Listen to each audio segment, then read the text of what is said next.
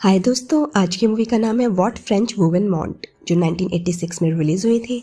Movie 16 साल के एक लड़के रोजर पर बेस्ड है, जिसके अंदर जवानी छलांगे मार रही है और इसकी ये छलांग उसको कहाँ ले जाती है, आइए जानते हैं। रोजर, जो कि मात्र 16 साल का है, अपनी स्कूल की छुट्टियों में अपनी फैमिली के पास अपने घर आया है। उसको लेने के लिए उसके घर की एक मेड मैडम लपीते एक घोड़ा गाड़ी लेकर आती है। जब वो घोड़ा गाड़ी चला रही होती है तो रोजर लपीते के बूब्स को घूरने लगता है और लपीते उसको देखकर मुस्कुराती है और वो जानती है कि रोजर नैन सुख ले रहा है।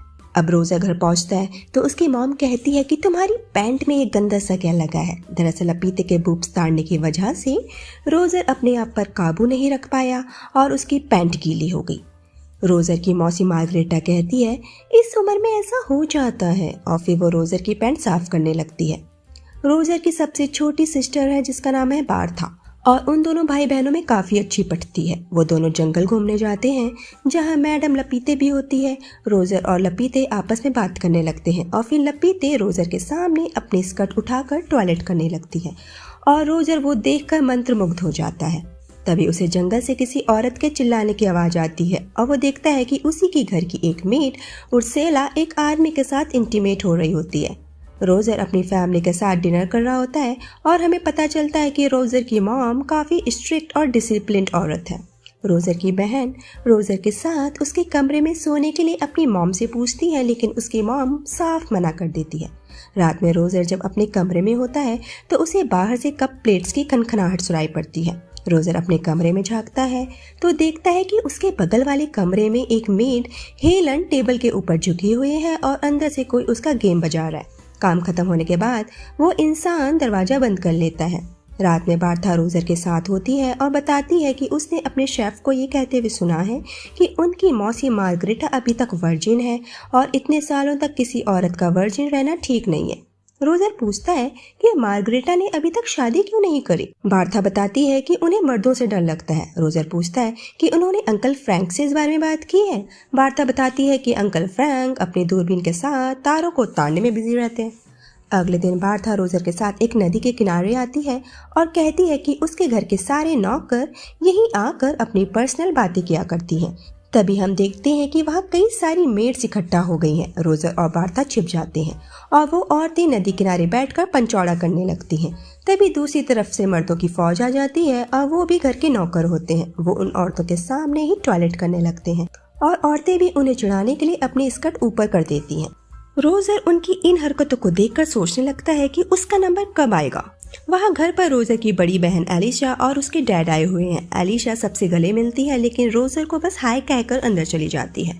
रोजर का दिल टूट जाता है। नेक्स्ट सीन में रोजर एक मेड की स्कर्ट के अंदर झांकने की कोशिश करता है जो ऊपर चढ़ी हुई है और उसकी इस हरकत को एक नौकर देख लेता है और उसको घास फेंक कर मारता है। बार्था से रोजर की उदासी देखी नहीं जाती, इसलिए वो उसे एक चर्च ले जाती है जहाँ एक मॉन्क होता है जो औरतों का कन्फेशन सुन रहा होता है। तभी वहाँ उसकी मौसी मार्गरेटा आती है और कहती है कि उससे एक पाप हो गया है और वो कन्फेस करना चाहती है। मॉन्क उससे शेयर करने को कहता है। मार्गरेटा बताती है कि जब से उसका नेफ्यू रोजर घर लौटा है तब से वह रोज सपने में यही देखती है कि वो रोजर के साथ इंटीमेट हो रही है। ये सुनकर रोजर इतना ज़्यादा एक्साइटेड हो जाता है कि उस छत से नीचे गिर जाता है और मॉन्क उसे पकड़ लेता है और उसे लेकर रोजर के घर आता है और उसकी मॉम को सब कुछ बता देता है। उसकी मॉम पूछती है कि इस कारनामे के लिए इसे क्या इनाम दिया जाए। मॉन्क कहता है कि इसके पिछवाड़े पर हंटर से 10 बार सूता जाए और ये काम मार्गरेटा अपने शुभ हाथों से करे तो 4 चांद लग जाएंगे, लेकिन मार्गरेटा मना कर देती है। मॉम के फोर्स करने की वजह से मार्गरेटा को हंटर उठाना पड़ जाता है और रोजर का पिछवाड़ा हंटर के संपर्क में आ जाता है।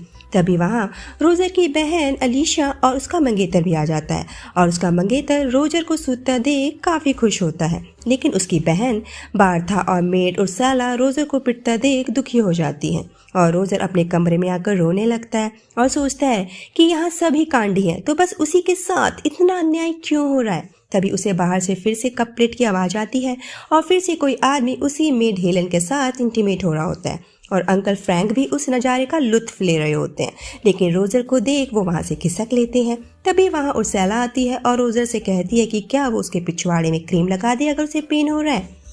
लेकिन रोजर मना कर देता है और पूछता है कि हर रात ये मेट किसके साथ इंटीमेट होती है। उर्सुला कहती है ये एक सीक्रेट है और चली जाती है। तभी उसे अंकल फ्रैंक याद आते हैं जो उस नज़ारे का लुत्फ उठा रहे थे। रोजर को लगता है कि शायद उन्हें कुछ पता हो। वो अंकल फ्रैंक के कमरे में जाता है जहां वो अपनी दूरबीन से कुछ देख रहे होते हैं। रोजर को देख वो चौंक जाते हैं और वहां से चले जाते हैं। जब रोजर उस दूरबीन से देखता है तो उसे एक जोड़ा रात के अंधेरे में मजा करते दिखता है और अंकल फ्रैंक के तारों का राज खुल जाता है और फिर उसे वही रखी एक बुक मिलती है जो दरअसल उस टाइप की बुक होती है। रोजर उस बुक को अपने साथ ले जाता है। जब वो अपनी मॉम के कमरे से गुजर रहा होता है तो उसे अपनी मॉम के कमरे से आवाजें आ रही होती हैं। उसकी मॉम उसके डैड के साथ लगी होती है। वो दरवाजे के लॉक से अंदर झांकने की कोशिश करता है लेकिन तभी वहाँ उसका जीजा आ जाता है और रोजर की इस हरकत को सबको बताने की धमकी देता है। रोजर कहता है कि किसी को कुछ मत बताना, तुम जो चाहोगे मैं वो करूंगा। सो जीजा जी अपनी कार को रोजर से साफ करने को कहता है।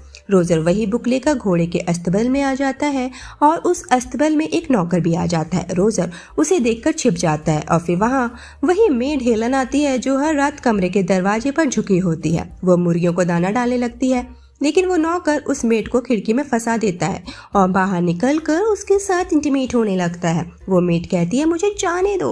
उसकी चीख सुनकर रोजर उसे छुड़ाने की कोशिश करता है लेकिन वो कहती है रहने दो, मैं तो बस ऐसे ही सीन बना रही थी, ये तो मेरा रोज का काम है।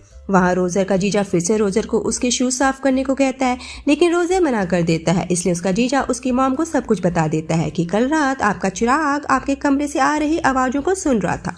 मॉम कहती है इस लड़के को छोड़कर मेरी सारी औलादें सही निकली लेकिन पता नहीं ये मैंने क्या खाकर पैदा कर दिया। रोजर उस बुक को अलीशा के पास छोड़कर चला जाता है और देखता है कि अलीशा उस बुक को पढ़ती है या नहीं। अलीशा उस बुक को उठाकर पढ़ने लगती है लेकिन फिर उसे शर्म आ जाती है और वो इस बुक को छिपा देती है और बाहर आकर पढ़ने लगती है। रोजर किचन में आता है और उर्सुला पर चढ़ जाता है। उर्सुला उसे फुल कॉपरेट करती है लेकिन तभी वहाँ दूसरी मेड आ जाती है और रोजर वहाँ से भाग जाता है। उसका काम अधूरा रह जाता है और फिर उसे मैडम लपीते की याद आती है और वो अपने अधूरे काम को पूरा करने के लिए मैडम लपीते के अंदर घुस जाता है और मैडम लपीते भी झूठ मूठ का ना करती है और रोजर को खुद से चिपकाने लगती है। तभी बाहर से आवाज आती है कि जर्मनी और फ्रांस के बीच वॉर शुरू हो गई है।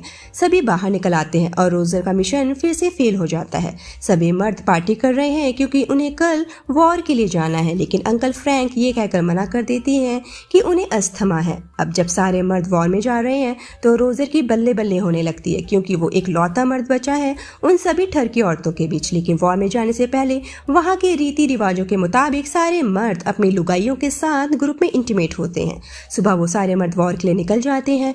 रोजर के मन में लड्डू फूटने लगते हैं कि बेटा अब आया है उसका टाइम, वो सबके बचा कर रख देगा। और उसकी पहली टारगेट होती है उर्सुला जो कमरे में सफाई कर रही है। वो वहीं उसे दबोच लेता है और अपना पहला मिशन पूरा करता है। रोजर उर्सुला से कहता है कि उसे उर्सुला से प्यार हो गया है, अब वो उसे शादी करना चाहता है। उर्सुला कहती है जब कोई लड़का पहली बार कांड करता है तो वो यही डायलॉग मारता है। बार्था रोजर के पास आती है और बताती है कि आज मॉम ने उसी मॉन्क को बुलाया है और आज वो कुछ कन्फेस करने वाली है, चलो जाकर सुनते हैं उनके कन्फेशन को। वहाँ उसकी मॉम मॉन्क से कह रही होती है कि उसके पति रात में उसके साथ अलग अलग पोजीशन में इंटीमेट होते हैं, उसे भी मजा आता है लेकिन क्या ये सब करना पाप तो नहीं है। मॉन्क कहता है नहीं ये करना पाप नहीं है, आप अपने खेतों में जो करना चाहते हो वो कर सकते हो। रोजर को उनकी बातें सुन उसकी मॉम पकड़ लेती है लेकिन इस बार वो अपनी मॉम से नहीं डरता और कहता है कि अब कोई मर्द नहीं है जो उसके पिछवाड़े को हाथ लगा सके।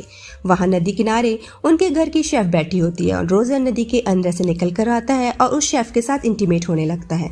वहाँ घर पर रोजर के मॉम डैड एक दूसरे के साथ इंटीमेट हो रहे होते हैं और पूरा घर उनके दरवाजे के बाहर खड़ा होकर सीन का मजा ले रहा होता है। रोजर मौसी मार्गरेटा के कमरे में लेटा होता है और कहता है कि तुम वर्जिन कैसे हो सकती हो, अब तो मैं भी वर्जिन नहीं हूँ। उसके दोनों इंटीमेट होते हैं। फिर हम कप प्लेट वाली हेलन को देखते हैं लेकिन घर पर कोई मर्द नहीं है, इसलिए वो अपनी भूख को मिटाने के लिए रोजर के कमरे में चली जाती है और रोजर उसकी कप प्लेट्स को बजाने लगता है। वहाँ अलीशा घोड़े के अस्तबल की तरफ जा रही होती है और रोजर उसको भी पकड़कर उसके साथ इंटीमेट हो जाता है। अब रोजर लाइन से कभी हेलन कभी मार्गरेटा कभी वो कप प्लेट वाली के साथ मजे करने लगता है। तभी अलीशा रोजर को बताती है कि वो उसके बच्चे की माँ बनने वाली है और सबको न्यूज मिलती है कि वॉर खत्म हो गई है। रोजर को डर लगने लगता है कि अब क्या होगा, ये सभी औरतें प्रेग्नेंट हो जाएंगी। वहाँ सब मर्द वापस आ जाते हैं। उसे एक आइडिया आता है और वो अलीशा के पास जाकर कहता है कि तुम अपने मंगेतर के साथ आज रात इंटीमेट हो और सबको यही लगेगा कि ये बच्चा उसका है। वो उसके बेड पर रेड नेल पॉलिश भी गिरा देता है ताकि ऐसा लगे कि अलीशा वर्जिन थी। फिर वो मार्गरेटा के पास आता है और उसे अंकल फ्रैंक के साथ कांड करने को कहता है ताकि ऐसा लगे कि ये बच्चा अंकल फ्रैंक का है। सब औरतों और उनके बच्चों को ठिकाने लगाने के बाद अब रोजर उस कपड़ेट वाली हिरन के साथ अपना कार्यक्रम चालू रखता है और अब उसकी छुट्टियां खत्म होने वाली हैं, इसलिए वो जाने की तैयारी कर रहा है। तभी हेलन आकर उसे बताती है कि वो भी प्रेग्नेंट है। रोजर कहता है अब इस बच्चे का बाप भी ढूंढना पड़ेगा। हेलन कहती है टेंशन मत लो, मुझे तो कोई भी पकड़ कर शुरू हो जाता है, मैं किसी को भी इसका बाप बना दूंगी। और ये मूवी यहीं पर खत्म हो जाती है। हाय रब्बा, ये कोई मूवी थी? कहाँ है वो लोग जिन्होंने मुझे इस मूवी को एक्सप्लेन करने को कहा था? जाकर देख लो मेरे टेलीग्राम चैनल पर। और जो नए बंदे हैं वो मेरे चैनल को सब्सक्राइब कर दो। आज के लिए इतना ही, अपना ख्याल रखिए, टाटा।